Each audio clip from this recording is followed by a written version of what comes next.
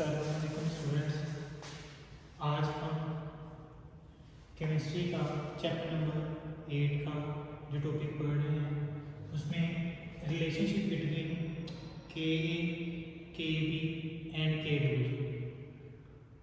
बच्चों के ए, के बी और के डब्ल्यू हमने लास्ट कुछ लेक्चर में पढ़े हैं। के ए क्या होता है? ये इक्विलिब्रियम कांस्टेंट फॉर एसिड है। के बी क्या है? ये इक्विलिब्रियम कांस्टेंट फॉर बेस है। एंड के डब्ल्यू हमारे पास क्या है? इक्विलिब्रियम कांस्टेंट फॉर वाटर है। बच्चों हमने जब किसी एसिड को पानी में डिज़ोल्व करते हैं तो वो अपने आयंस में ब्रेक डाउन हो जाता है। मीन ये हमारे पास एसिड है H3, इसको हम वाटर में डिज़ोल्व करेंगे तो H3 पॉजिटिव ये प्रोटॉन देगी, इसी वजह से ये एसिड है। ये प्रोटॉन रिसीव कर रहा है, इस वजह से ये बेस है।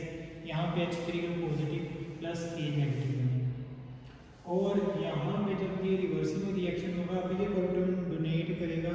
अब यहाँ से ये एसिड ये बेस से बन रहा है तो इस वजह से ये कॉन्जुगेट होगा। इसको हम कहते हैं कॉन्जुगेट एसिड। ये बेस से बनेगा कॉन्जुगेट एसिड, जो एसिड से बनेगा वो कॉन्जुगेट बेस होगा। अब ये प्रोटॉन डोनेट करेगा, ये हमारे पास क्या होगा? ये हमारे पास एसिड होगा। ये प्रोटॉन कबूल करेगा तो ये हमारे पास कॉन्जुगेट बेस होगा। जो हम इसकी Kc की वैल्यू को लें, प्रोडक्ट की कंसंट्रेशन होगा रिएक्टर की कंसंट्रेशन, तो Kc वाटर के साथ मल्टीप्लाई होगा तो Kc multiply water is equal to, क्योंकि ये एसिड है हमने पहले पढ़ चुके हैं, तो हमारे पास ये Ka हो जाएगी। उसके बाद बच्चों इसी तरह हम कोई बेस लें, हमारे पास A नेगेटिव ये बेस है, इसको वाटर के साथ रिएक्ट करवाते हैं, वाटर से प्रोटॉन रिसीव करते हैं तो उससे हमारे पास क्या हो जाएगा? ये हमारे पास क्या होगी? ये हमारे पास बेस होगी, ये हमारे पास बेस है एंड ये हमारे पास एसिड होगा। तो ये प्रोटॉन जब कबूल कर रहा है तो इसी तरह इसका ये कॉन्जुगेट बनेगा। ये हमारे पास रिस्पेक्टिवली ये किससे बन रहा है? ये बेस से बन रहा है। अब ये प्रोटॉन देगा, ये हमारे पास कॉन्जुगेट एसिड होगा। ये प्रोटॉन जो है ये रिसीव करेगा तो ये हमारे पास कॉन्जुगेट बेस होगी। इसी तरह इसकी Kc की वैल्यू कंसंट्रेशन ऑफ प्रोडक्ट और concentration of reactant water Kc के साथ मल्टीप्लाई होगा तो हमारे पास Kb हो जाएगा। तो यहाँ पे हमारे पास concentration of acid, concentration of hydroxide ion and concentration of A negative remaining रह जाएगा।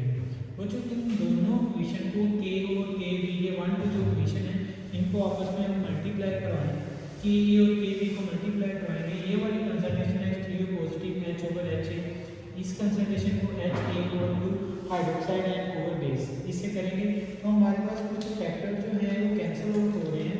इनमें हमारे पास A नेगेटिव से कैंसिल आउट हो जाएगा, एसिडिक स्ट्रेंथ से कंसंट्रेशन से हो जाएगा। यहाँ पे हमारे पास H3O पॉजिटिव एक्चुअली तो कंसंट्रेशन ऑफ हाइड्रोजन है, इसी वजह से हमने H प्लस आयन की कंसंट्रेशन दी, hydroxide ion OH negative ion की कंसंट्रेशन हो जाएगी। बच्चों अब Ka multiply by Kb is equal to Kw K को होता है। अगर हम इनका negative log on both side, यहाँ पे Ka multiply by Kb negative log of Kw, यहाँ पे हमारे पास क्या आएगा? Kw आएगा। तो इससे हमारे पास ये क्या इक्वेशन बनेगी? यहाँ पे हमारे पास यहाँ पे लॉग की प्रॉपर्टी अप्लाई होगी कि जब हमारे पास लॉग हो तो लॉग दो मल्टीप्लिकेशन फैक्टर के दरमियान में अप्लाई हो रहा होगा तो ये वाला जो फैक्टर है ये एडिशन में चेंज हो जाएगा। यहाँ पे हमारे पास नेगेटिव लॉग Ka ये मल्टीप्लिकेशन एडिशन में, यहाँ पे नेगेटिव लॉग ऑफ Kb, यहाँ पे जो नेगेटिव लॉग ऑफ Kw वैसे हो जाएगा। हम जानते हैं नेगेटिव लॉग ऑफ Ka किसके इक्वल होता है? Pk A के। नेगेटिव लॉग ऑफ Kb किसके इक्वल होगा? Pk B के इक्वल होता है। और नेगेटिव लॉग ऑफ Kw किसके बराबर है? Pk W के बराबर होगी। तो जो हमने ये वैल्यू पढ़ी है जब हमने pH वगैरह कैलकुलेट कर रहे थे कि Kw की वैल्यू जो होती है एट 25 सेंटीग्रेड 14 होती है। अगर हम ये वैल्यू 14 में पुट करें तो Pka सम होगा एट 25 सेंटीग्रेड पे वो 14 होता है। जैसे हमारे पास पीएच और पीयूएच का जो सम होगा वो 40 होता है, इसी तरह पी के ए प्लस पी के बी का जो कंसंट्रेशन का सम है, पी के ए प्लस पी के बी का जो सम है वो भी 14 के इक्वल होगा। बच्चों एक बात याद रखना कि हमारे पास अगर कॉन्जुगेट एसिड किसी वीक बेस के साथ है, conjugate acid of weak base is relatively stronger, relatively very stronger होते हैं। मीन हमारे पास जो कॉन्जुगेट है जो किसी वीक बेस है, मीन ये हमारे पास एक एसिड है, ये लेट्स सपोज एक स्ट्रॉन्ग एसिड है, इसका जो कॉन्जुगेट बेस बनेगा वो वीक होगा।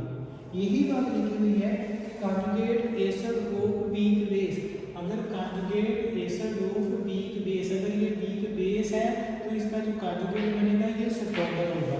H3O positive is stronger acid then the base of water, strengthly base of water. इसी तरह बच्चों अगर हमारे पास conjugate base of strong acid, conjugate base जो इसका कॉन्जुगेट बेस बन रही है, अगर वो एसिड का स्ट्रॉन्ग एसिड है तो उसकी जो कॉन्जुगेट की स्ट्रेंथ होगी वो हमारे पास वीक होगी।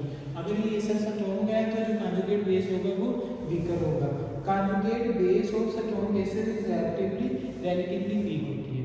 बच्चों इसकी वजह कि हमारे पास जो के ए की वैल्यू है that is inversely proportional to P K A.